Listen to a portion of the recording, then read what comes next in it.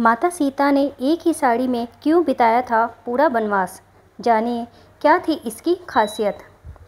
माता सीता ने अपने वनवास के दौरान जो साड़ी पहनी थी वह कोई आम साड़ी नहीं थी, बल्कि एक दिव्य साड़ी थी। ऐसा माना जाता है कि ये साड़ी इन्होंने पूरे वनवास के दौरान यानी 14 वर्ष तक पहनी थी।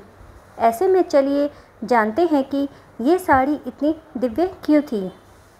जब श्री राम, लक्ष्मण और सीता जी वनवास के लिए जा रहे थे, उनके वनवास से पहले कई तैयारियां की गई थी।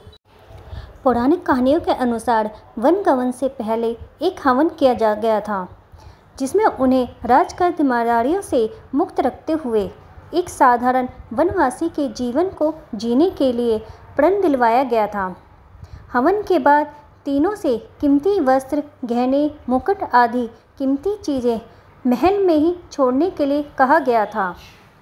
भगवान श्री राम, लक्ष्मण और सीता जी जब वनवास जा रहे थे तो उससे पहले तीनों ने अपनी कीमती चीज़ों को दान स्वरूप प्रजा के बीच बांट दिया था।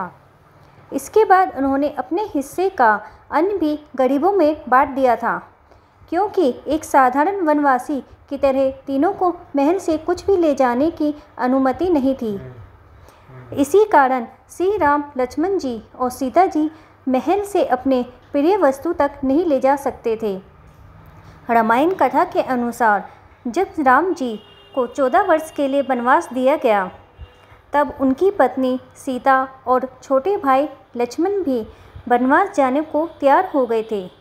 वनवास जाने से पहले वे तीनों ऋषि अत्रि के आश्रम में गए। वहाँ ऋषि अत्रि की पत्नी माता अनसुईया ने तीनों को बहुत अच्छे से आदर सत्कार किया। साथ ही माता अनसुईया ने सीता जी को सतीत्व की शिक्षा भी दी, क्योंकि माता अनसुईया को सबसे पतिव्रता नारी माना जाता था। इस दौरान माता अनसुईया ने एक सीता जी को पीले रंग की एक दिव्य साड़ी भी उपहार के रूप में दी थी। इस साड़ी की विशेषता यह थी कि यह कभी भी मैली नहीं होती थी और ना ही फटती थी। यह साड़ी हमेशा चमकदार बनी रहती थी और ना ही इसे कोई नुकसान पहुंचता था।